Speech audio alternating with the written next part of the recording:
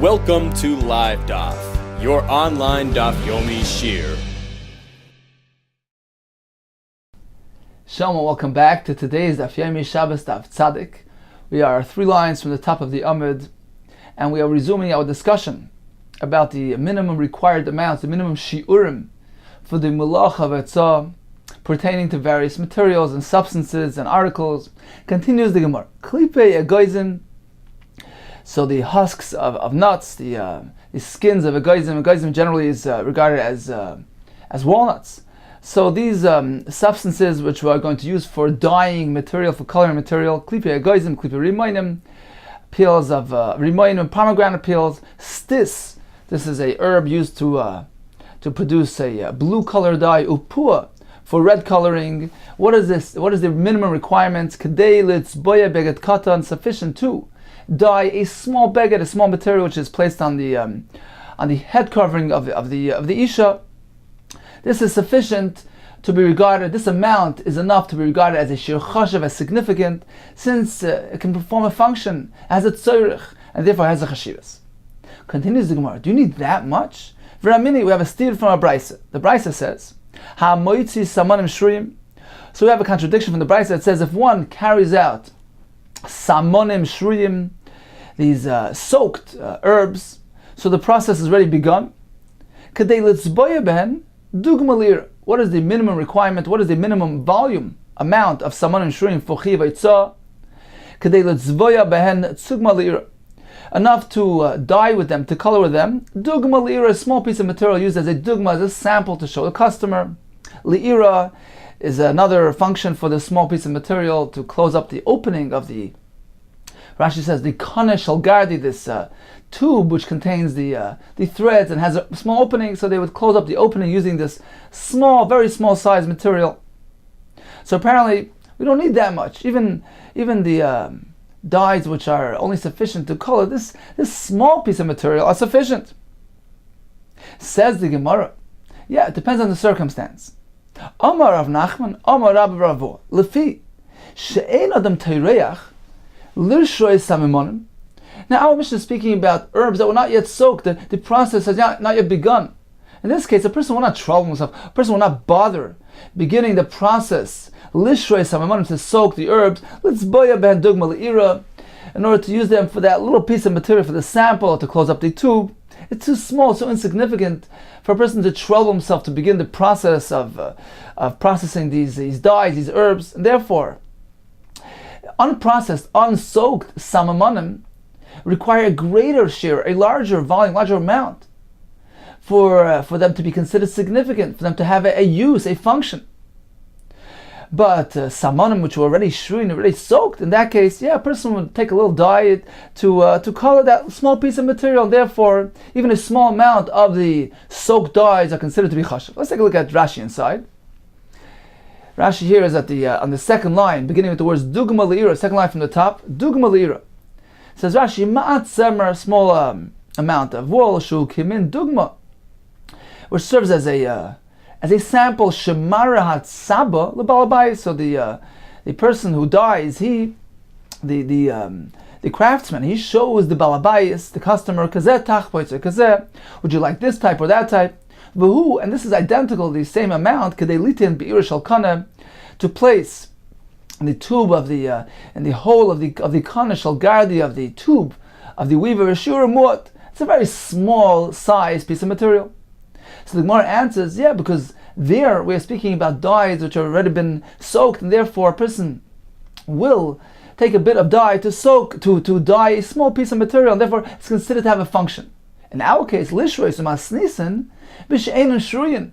In our Mishnah, we're not speaking about dyes, herbs that have already been steeped, already been soaked. V'habol lishrois, and one comes to begin the process, ein yeshara pachos mikidei beged katan. He will not do so if there is insufficient amount to dye a small beged, and therefore we end up with these 2 different shiurim. So once again, prepared dye is considered significant even when we have only a small amount sufficient to color that small sample. But unprepared dye, then we need a larger amount for a person to trouble himself to begin the process. Only a larger amount is considered to be chashiv, to justify his effort. Continues the Gemara Meraglaim, so urine Ketana Meraglaim Ad Ben Mem Yoim. So this explains that what the Gemara means as the Meraglaim, which is from 3 days to 40 days old, are considered to be appropriate for use as a detergent.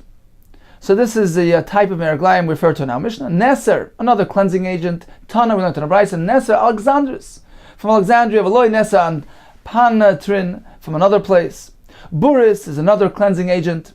Amar Rav Yehuda Zechoil, speaking about a specific type of sand used as a detergent. And just once again, the Mishnah tells us that all these detergents, what is the minimum quantity? To cleanse, to wash that piece of material placed on the woman's head covering.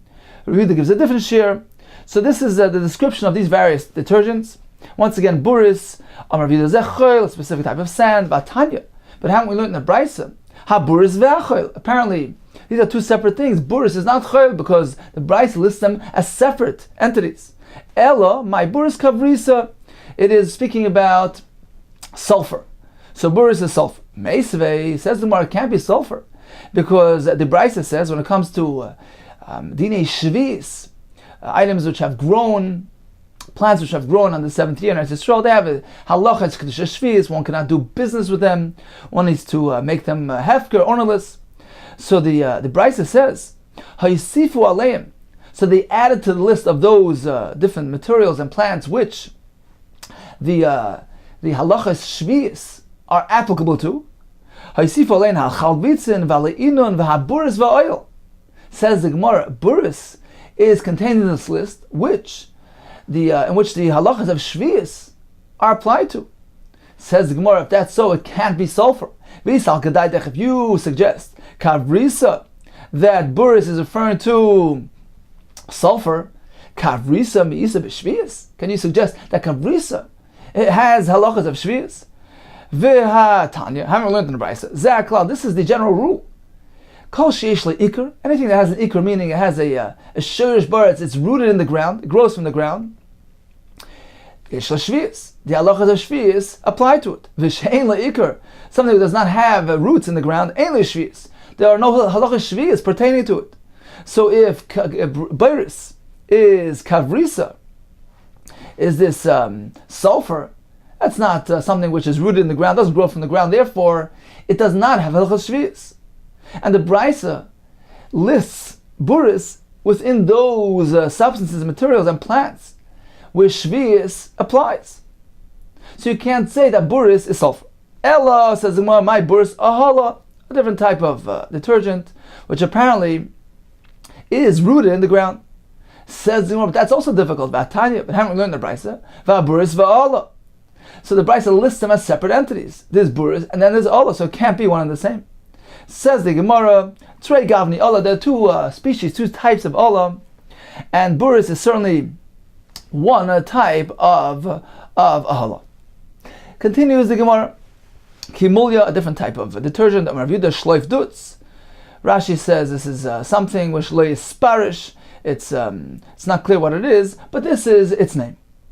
Ashlag, Amar Shmuel, Shaltinu, L'chol Nechusayam. I've asked all those who descend in who travel the seas, what exactly is the definition? How to describe this ashlag? But they told me Shun Anashmei. Some have a gersa of Shalga Shmei. So this is what it is. Umishtakach, and it is found benukva. In the hole of a pearl, umafkile, and they extract it using a special tool, baram, so the parzla with a pointed piece of iron. Continues the Mishnah. Pilpeles kolshu. So if one would carry out pilpeles, a specific type of pepper, Rashi says this is not the typical pepper of any pilpa shalanu. It's a specific type of pepper. The Gemara says it's used for dispelling an antidote for bad breath. So even a kosher, even a minute amount is sufficient for that function, and it has chashivas. V'itron, this is a derivative of pitch. Kosher, even a small amount. The Gemara will explain. Mine besamim, types of fragrances, or mine matchos, types of metals. Kosher, even a minute amount. Mi'avne mizbeach, one has a small chip of the mizbeach, or afar mizbeach. earth from the Mizbeach, Mekak Sfarim, decay of scrolls, of Mekak Mitchesem, or of their coverings, Kolsh, even a small amount. Why? Shematznin Oisim Legoinzam, because they're put away they're not discarded, they're put away in order to be goinez them, to give them a respectable, place them in a respectable resting place. So therefore they're regarded as chashav, as significant. Even if one would carry out an accessory of a zara, even kolsh, even a small amount, here too it has chashivas. This is a negative association, a negative significance. The Torah says, even a drop, even a small, minute amount of this cherem, of this band thing, this avodah zara, or the misham avodah zara, should not stick to you. You should not have it. You should not have enough from it, and therefore, even a small amount, even mu'uma, is also and has chashivas, has a negative chashivas, and therefore, according to Agudath, the fact that the Torah attributes chashivas significance, even a small amount of this. So if one would carry it out, he's chayv. Let's take a look at Rashi inside here on the Mishnah. Let's start from the beginning of the Mishnah. Rashi says, "Pilpeles kolshu," a small amount of pilpeles. Ve'ena pilpel shalom. This is not the typical pilpel. Ubegemara farish kolshu l'maychazi. What exactly is this useful for? Mine b'samim kolshein l'reich toiv, to impart a good smell. Mine matches, types of metal kolshu, even a minute amount, because it is roy, suitable to be used ledarba cotton, to fashion the tip of a goad, of this rod which was used to drive the animals. So they would place a little piece of metal on the tip. So even a small amount of metal is sufficient for that, and therefore it is chashiv. Okay, mekak svar, says Rashi, achilas tilas. So the mekak svarim is the decay from the bookworms. Oicheles asvarim umirakvan. So the worm would burrow through the svarim, would oicheles asvarim, eats them, and mirakvan, and cause them to fall apart and to decay. So that's the mekak svarim.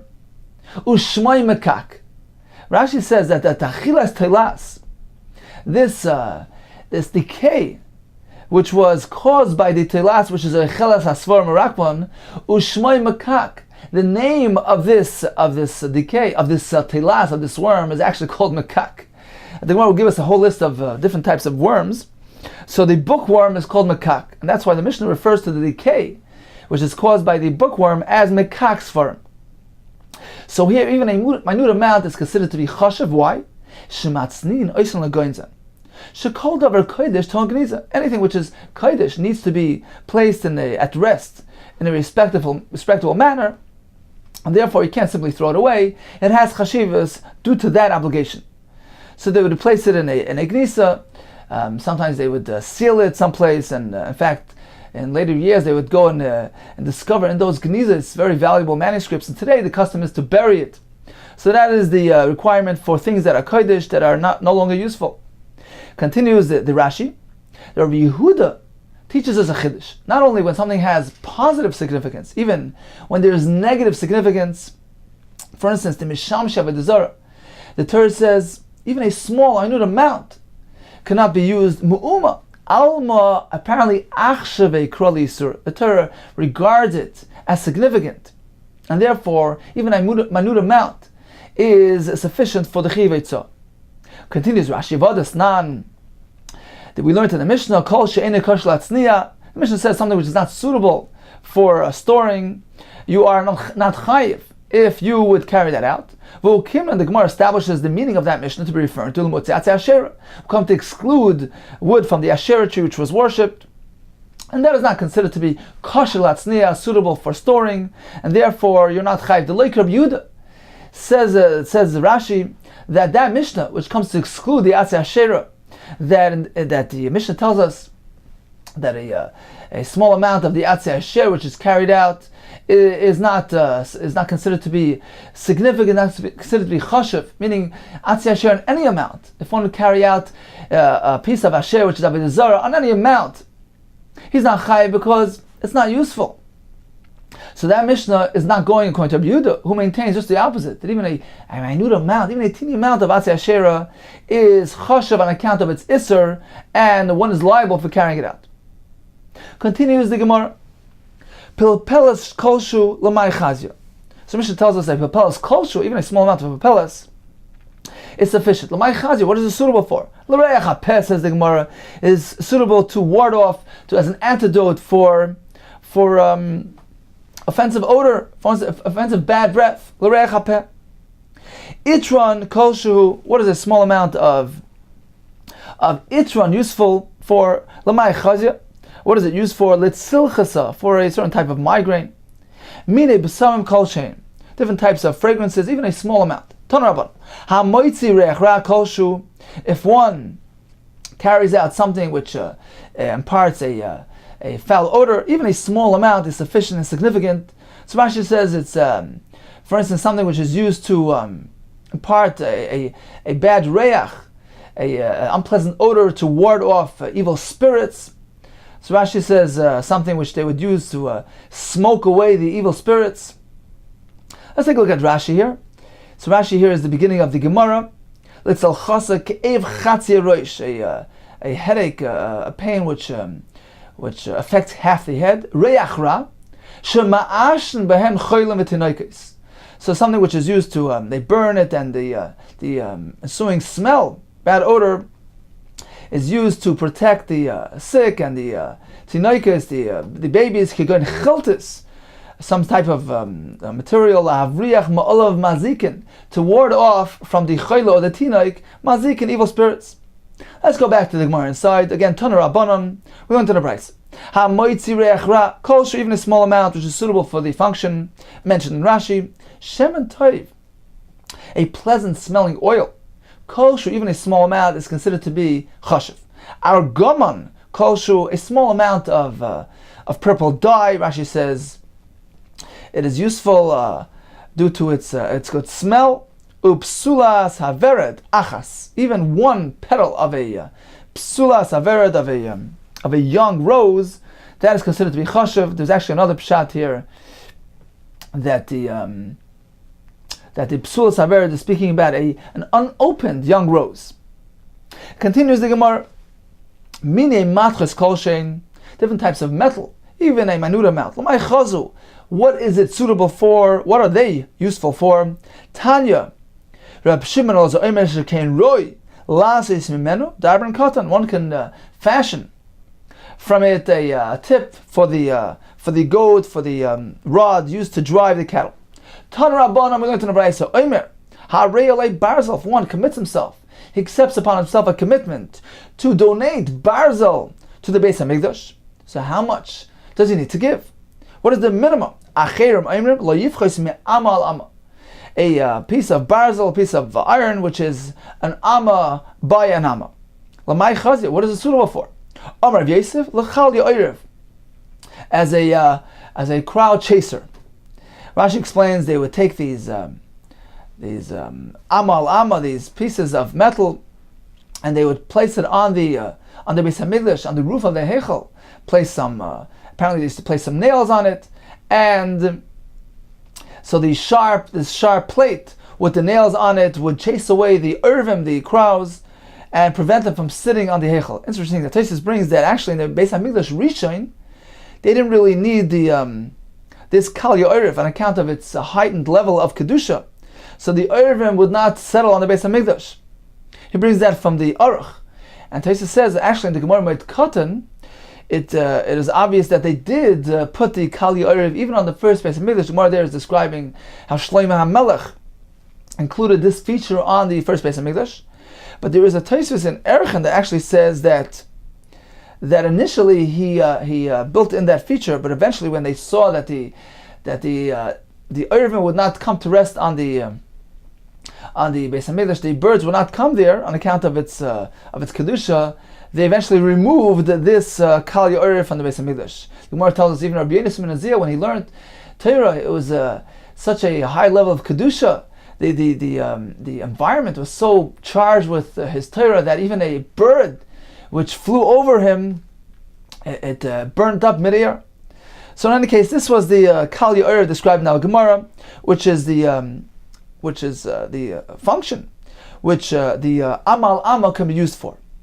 Says the Gemara, B'ikad Amri, some say Acherim Ayrim. So Acherim again is actually Rav Meir, right? So Rav Meir says, what is the minimum requirement for the barzel to be donated? Lo yifchais mikal ya'irv. The minimum is the plate needed for this crowd chaser.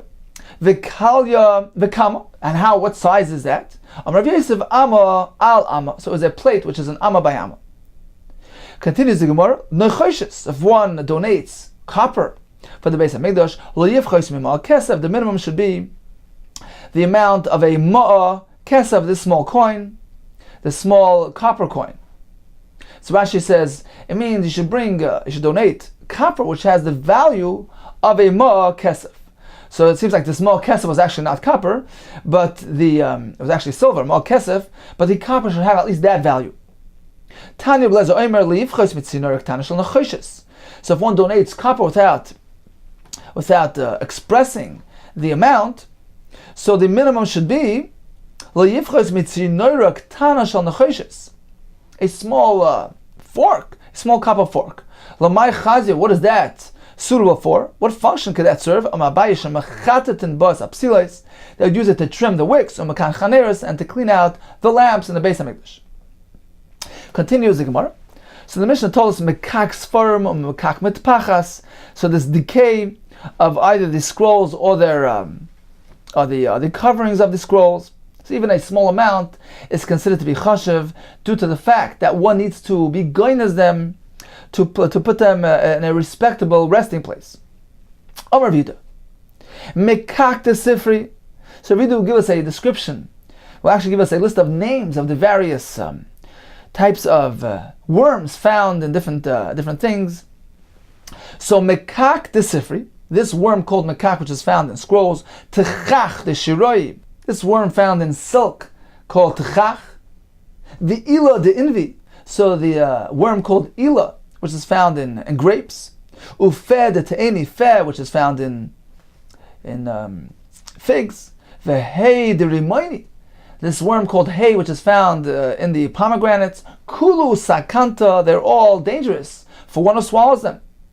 Says the Gemara, who Talmida, there was this student, this Talmud of Yosef, Kamed Rav Yechon, he was sitting in front of Yechon, he was eating figs. Amalei, Rebbe, so he turned to Rabbi Yechon and he said, Rebbe, koitzin yesh b'teinim, I feel thorns in my figs. Amar lei. So Rabbi Yechon responded, he said, katlei peh.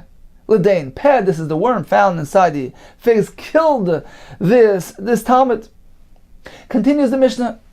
Hamoitzi kupas arechlin, if one carries out this peddler's box, so this box contained many forms of besamim, of fragrances. So although it was just one box, but inside this box there were little containers with the various forms of besamim. Aval pe'sheyesh ba minin harbe. So even though in this box there are many varieties and many containers, if one should carry out this box containing all these things, he's only chayiv one chatas, because it is regarded as one masa itzah, one act of carrying. Continues the Mishnah. Zeroi negina. So if one carries out zeroi negina, these are garden seeds, which can actually be eaten. They're edible. So they have a dual function. They're edible and can be used for planting. So what is the shear? Pachos mikrogeris, less than the volume of a fig. So although when it comes to oichlin, edible items, the shear is kilgergeris, these are different. We're more stringent here because they have a dual function, dual purpose, a dual use. They can be used for zriya, for planting as well. Therefore, even less than a gergeris are considered to be choshev, and he is chayiv. Now, what shear is required? The Mishnah will elaborate. First, let's take a look at the Rashi inside. So Rashi here on the Mishnah, beginning 7 lines from the bottom, begins with the words roichlin. Moicher b'samim l'kishutei nashim, the fragrance peddlers. V'yeshlem kupes ketanis litzreiris b'samim. So in this basket, in this kupes arechem, are contained kupes ketanis, small containers. Let's roiris b'samim for the bundles of the various types of b'samim. Someone carries out this entire box in a chayv ala chatas achas de kula chada haitzahi. Rashi says the whole ma'isa hitzah is regarded as one hitzah, irrelevant of how many sub-containers are contained therein. The Mishnah told us ziroi negina is pachas mikurgeres, says Rashi. The afagav, although we know the cholo eichlin. When we speak about edible materials, shiur and kurgegeres, all foodstuffs, human foodstuffs, the shiur is kurgegeres. Says Rashi, this is different. Hani, these kivan de lazriya kaimi, since they're destined for planting, bepachas mikurgeres nam mechayv, even less than kurgeres sufficient for chiv haitzah. So how much? Explains the Mishnah. Rabbi Yehuda say Ramechamisha, 5 seeds. However, there are some types of seeds which are considered to be more significant, and even less than 5 are sufficient for it. So, for instance, zera, kishun, shtaim, cucumber seeds, even 2 are chashiv, and he is chayiv even for 2. Zera diluyim shtaim, 2 gourd seeds, for instance, melons, pumpkins, they are chashiv, and therefore even 2 are sufficient. Zera pula mitzri shaim. Okay, continues the Mishnah. Chagav chai. What about a live locust grasshopper? Toir, a kosher species. Kosher, even a small sized chagav is sufficient for itzah. Rashi explains because it is reserved for a katan l'sachik boy, is reserved as a playful item for the katan. Therefore, even a small amount is sufficient. Mace, however, a chagav chai, a chagav tar which has already died, kugageris, in that case, is no longer suitable as a toy, and is regarded as a food like any other, and the shear is kugageris, the amount equal to a fig. Tziporis krumim. This is a certain type of grasshopper. Tziporis krumim. The Gemara says it's used for a refuah. So the shear over there is bein chayav b'meisa, whether alive or dead, koshu, even a small amount. Why? So this tziporis, this locust, regardless of the locust size, if it's a large locust or a small locust, either way, it is sufficient because it is reserved and set aside, stored for refuah. Rabbi Yehuda afamoitzi chagav chai tamei koshu. Rabbi Yehuda says that in contrast to the Tanakama, who tells us that a chagav chai is sufficient even if it's a small locust. Rabbi Yehuda says even a chagav chai tamei, even a non-kosher one, not only a tar one, even a non-kosher one, kosher, even a small amount, is sufficient. Because it is reserved for a katan, for a child to play with it. I think we'll explain exactly what is the point of contention between the Tanakh, who tells us that only a kosher one, Rabbi Yehuda adds even a non-kosher one. Continues the Gemara. So we had the shear of the zera negina, the less than a gorgeres, 5, 2. Says the Gemara, 1 is not enough. For a minute, we have a steer from our brisa.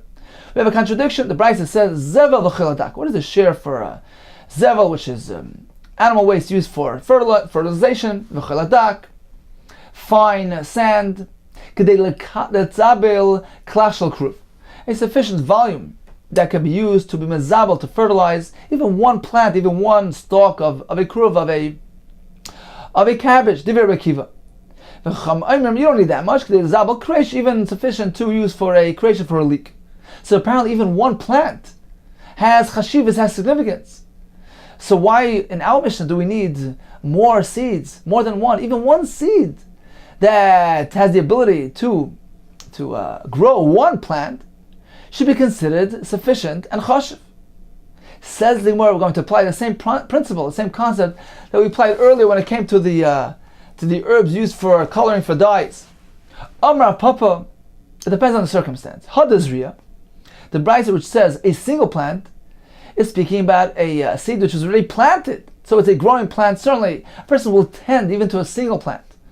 Hadalaizariya, our mission is speaking about unplanted seeds. A person will not trouble himself, will not burden himself to merely carry out one seed for planting. He won't get himself involved in the planting process. If he only has one seed available for planting, Therefore, a single seed, an unplanted seed, at this point has yet no chashivas, no significance, and therefore only if it has more than that, 2 or 5, as mentioned in the Mishnah, is considered to be something which has a function, has a purpose, has a tzorech, and is chashav. Continues the Gemara Zerach Yishuin. So the cucumber seeds, Tanarabban, Hamaitzi Gar'inin. If one carries out Gar'inim, Rashi says these are Gar'ine Tmara, date pits. It depends what the function, what the purpose, what they used it for in that locale, in that place. If it was destined for planting, then shtayim, then 2 is sufficient. Imla achila, if in that locale they would use these things for animal feed, kimloi pi chazir, and the shear is what fills the mouthful of a chazir, of a pig. Bekama, how much is that? Maloi pi chazir. What is that? Achas, even a single pit, is considered to be sufficient and has chashivas. Continues the Gemara, im le'ahasik, if in that locale they would use these pits for fuel, then we need a sufficient amount to cook up the chicken egg, as we mentioned. Now, Mishnah, it's the easiest egg to cook up. Im lecheshbain, if the intended purpose is for cheshbain, to use for tallying, so they would count their coins, and for every set, for every 5 or for every 10, they would use a memory aid. They would set aside a pit, and this way they would know where they're holding. So then, in that case, shtayim, then 2 is considered to be the appropriate amount to be used as a memory aid. Acher ma'imrim, chamesh, 5. So Rashi explains because up until 5 sets, he still remembers clearly. He doesn't need a memory aid. Once he gets to 5 sets, he tends to begin to forget, and therefore he needs to place a simon. He needs to have a memory aid, and he puts down 5 pits to remember that he's about to that he completed his 5th set of his count. Continues the Gemara Tonar Bar Melus Nabrais. Hamoiti shnei nimen.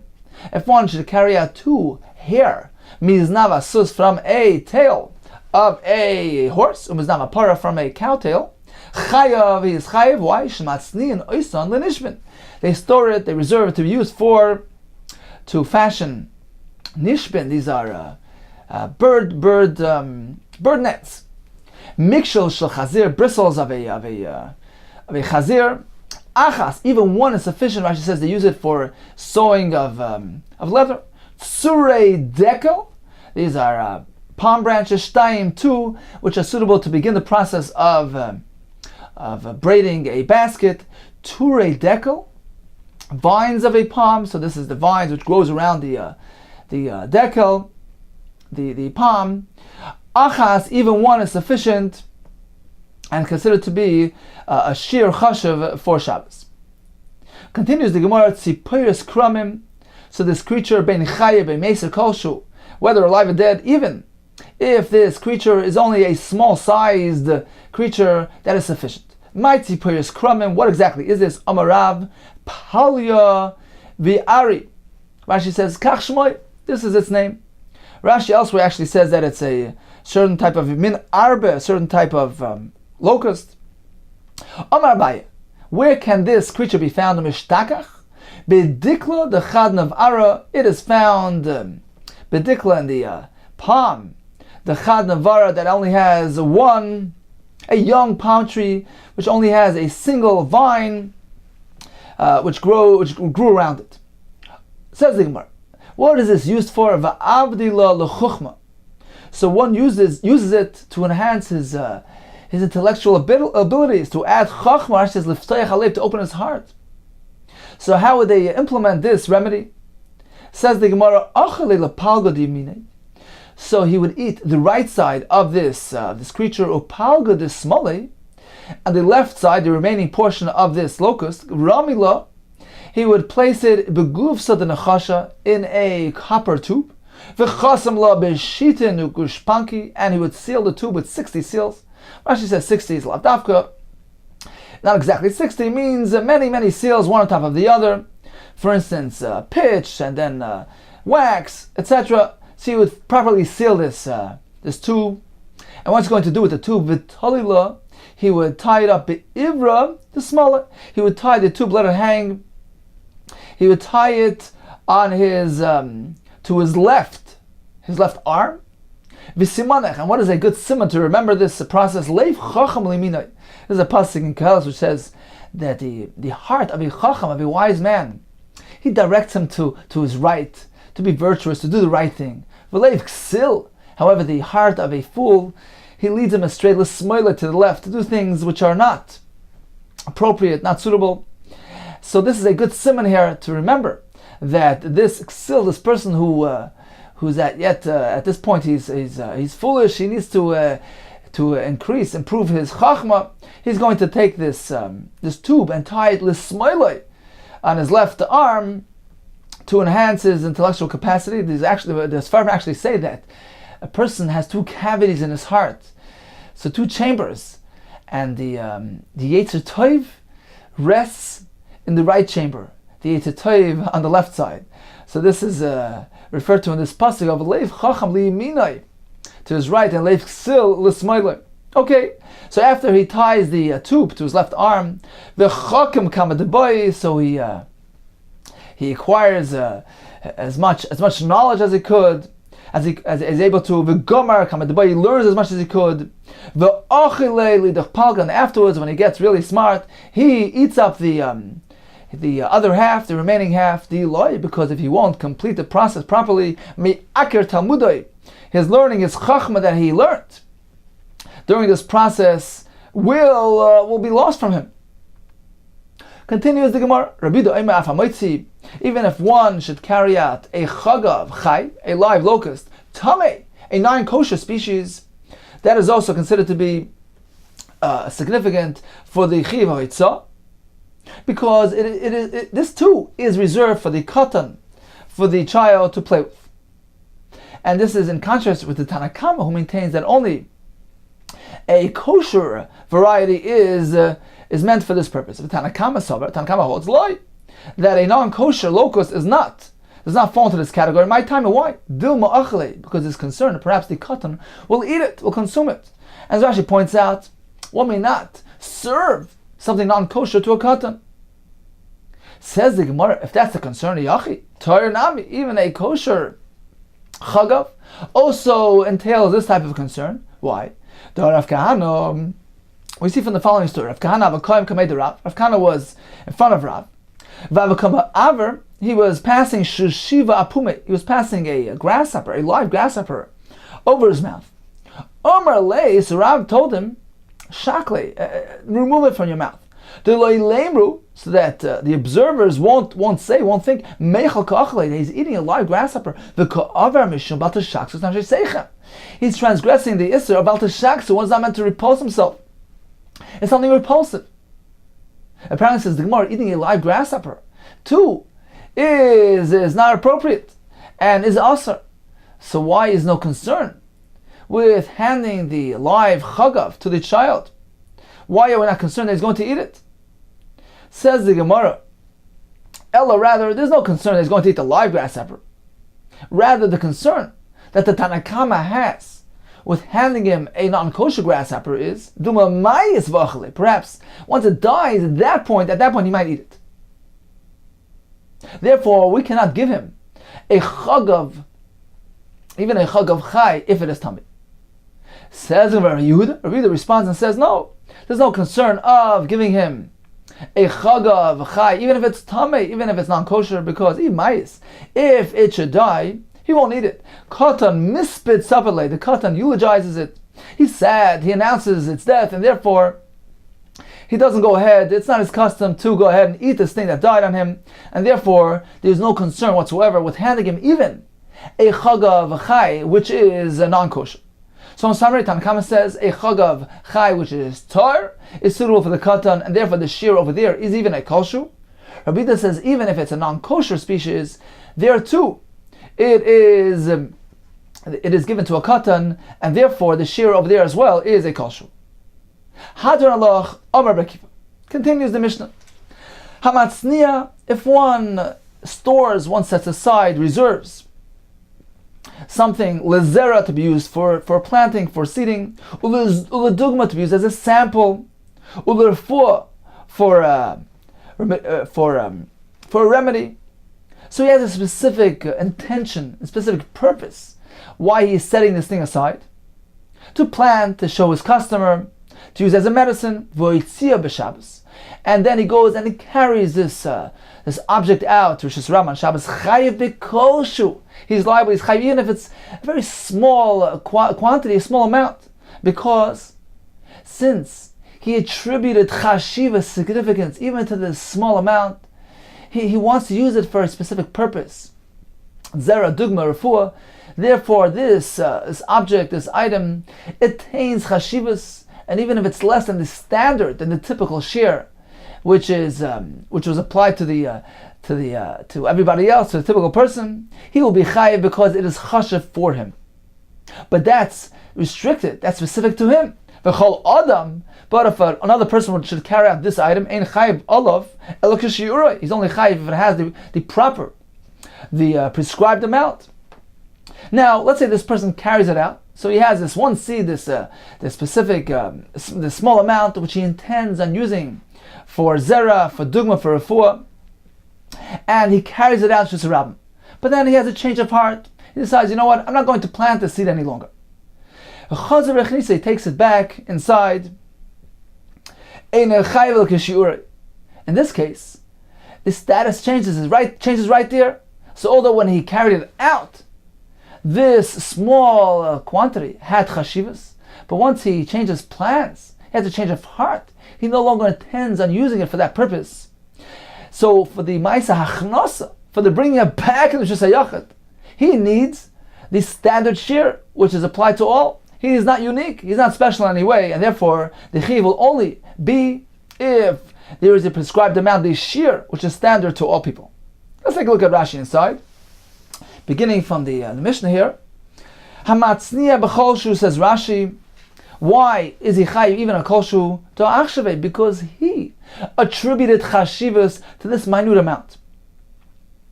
It's interesting that this concept of chashivas is unique to. It seems unique to the Melacha of Shabbos. We don't find, for instance, if one takes a small piece of a forbidden food of an avela, let's say half a kazayas, and he gives it chashiv, he says, you know what, this for me is very important, very chashiv. I'm going to use it as a dugma or a refuah, whatever. We don't say that minat Torah is regarded as the same status as a kazayas, as a full shir. So why, when it comes to Shabbos, we apply this formula, we have this concept of chashivas, even for a smaller amount? Says the Tzitzaras Chaim, which was Rav Nachum Zemba, he says like this. He says a beautiful distinction. He says that when it comes to other isurim, less than the prescribed shir is not considered to be an act of a ma'aseh isur. So, regardless of his chashivas, of his significance towards this small volume, a small quantity, it's irrelevant. It doesn't change its status. It is not considered to be a ma'aseh isur. However, when it comes to Shabbos, what is the basis of the shiurim? Is because the Torah says meleches machsheves. It needs to be a melacha of machsheves, something which is has chashiv, something which is a person is machshev. He thinks about it, he regards it as davar chashiv. It is important, has value in his eyes. So certainly the rule of thumb here is chashivas. That's the benchmark, that's the criterion, that determines whether it's considered to be a melacha on Shabbos. So not only those standard quantities, the standard shiurim are considered to be chashiv, but if a specific person, he regards even a smaller shir as something chashiv, that is also included in the status of meleches machsheves, and he will be chayiv. So once again, Amatzniya b'cholshu, says Rashi, achshavei, because for him that's chashiv. Ela k'shiur, but an ordinary person, he's only chayiv if it has the proper amount. B'chol echad shir amafurish loy. B'zeru'oin and chamisha. So when we had the shir mentioned in the earlier Mishnah, b'chol echad shir amafurish loy b'zeru'oin and chamisha. So for ordinary seeds we need 5. Zera kishu. Oy poila mitzri shnayim. When it comes to those types of seeds, then 2 is sufficient. Ubishar dvarim. When it comes to other things, could go in yayin, wine, or eichel, and various foods, again, mikashir, mafurish, b'klal god v'amoitzi. So we follow the shiurim which are listed for us in the Prakim, Chagadol, and Hamotzi. Chazer v'chnisai, says Rashi, Zeh she'etzniya, this individual, this fellow, who stored pachas mikasher in a small amount, v'hoitzi, and he carried it out. Im chazer v'nimlach, shaloi keitzio, so chazer means that he changed his mind.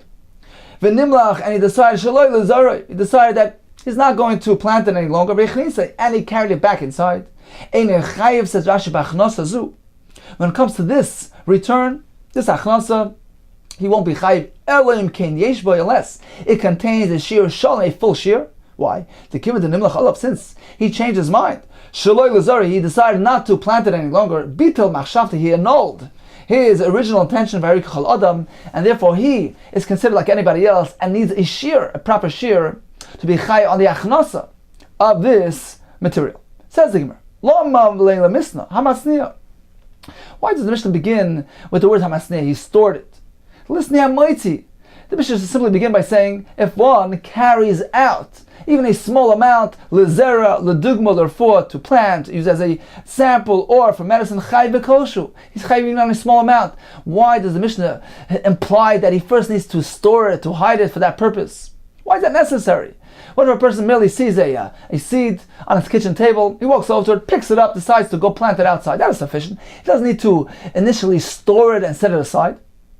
Amar Abaye, you're right. It's not really necessary. The Mishnah here is teaching us a chiddush. We're speaking of the following case. Kegoin, for instance, sheitzniyai. What if a person wasn't holding at the point of going out to plant? So he takes a seed and stores it, places it aside for the future planting. But then, when he comes to taking it out, he carries it out, having forgotten why he had placed it aside. His original intention had been forgotten from him. He forgot his original plan, why he had stored this item for, what the intended purpose was. Now he's merely carrying out without any specific machshava, without any specific intention. Perhaps I would think, since he forgot about his original plan, bituli batla machshavta, so his original machshava becomes batal. Kamashmala, no, the Mishnah tells us, no. Whenever one does something, it is based on his original intention. And therefore, since originally he had intended on using this very small, minute item, this single seed, he had placed it aside with the intended purpose of planting it, he attributed significance to it, he granted chashivas to it. So even though presently, when he's carrying it out, he totally forgot about his original intention, original plan, he's merely taking it out stomach without any specific intention. Nevertheless, this item has already been granted chashivas, it had attained significance, and the maisa now is based on the original maisa. It's considered to be a continuous process, and it has chashivas even when it only has a small share, small amount, and therefore he is chayiv. So unless he explicitly annuls his initial plan, like we had in the Mishnah of Chazar, he changed his mind. But unless he explicitly does that, the status won't change. So even if he totally forgot his plans while carrying out the seed, he will be chayav because it is based on his original intention, which was to plant the seed, and he gave chashivas to even this one single seed. Interesting that the Mishnah Berurah brings in the name of Pri Megadim, he applies this concept to another halacha as well. For instance, a person is tying his tzitzis. He needs to do a l'shemus of tzitzis. So he begins the process on Sunday, and then leaves off in the middle, resumes Monday, resumes Tuesday. And he doesn't explicitly say or think that he's doing it l'shem a mitzvah tzitzis, for the sake of mitzvah tzitzis. Says the Pri Megadim, we will apply this concept that kol ha'oiseh, Agudath Israel of Toronto, we consider it to be one continuous process. Since he initiated the tying of the strings on his beged for the purpose of tzitzis, so as long as he doesn't annul that intention, he doesn't explicitly change his mind and terminate that process, he resumes Monday or Tuesday. We regard it as a continuous process, and it is considered to be done as though he's doing it l'shem mitzvah, and is considered to be kosher. Let's take a look at Rashi up on top. Rashi begins with the words Ma'odatem. Ma'odatem, perhaps I would think, even the shachach b'shas eitzah, since he forgot while taking it out, shlo yahu zachor bas nasa, he forgot why he had stored it. batal machshavti, perhaps I would think that the machshava becomes batal, ve'enkan, and therefore we no longer have loy chashivas machshavas hatzno. We don't have the machshava, the chashivas, the significance as a result of the intention of the storing, because he forgot about it. Ve'loy machshavas yitzah. We don't have a specific machshava during the actual carrying out, because he forgot about his intention, he forgot his plan, and right now at this point certainly he's not carrying it out to plant. Kamash Malan, the Mishnah informs us, the Mishnah by telling us, Hamatzniya lezer, by beginning with the word Hamatzniya, Mishnah is telling us, going to include even in this case, he had stored it for a specific purpose, for a specific function, but that eventually he carried it out having forgotten his original plan.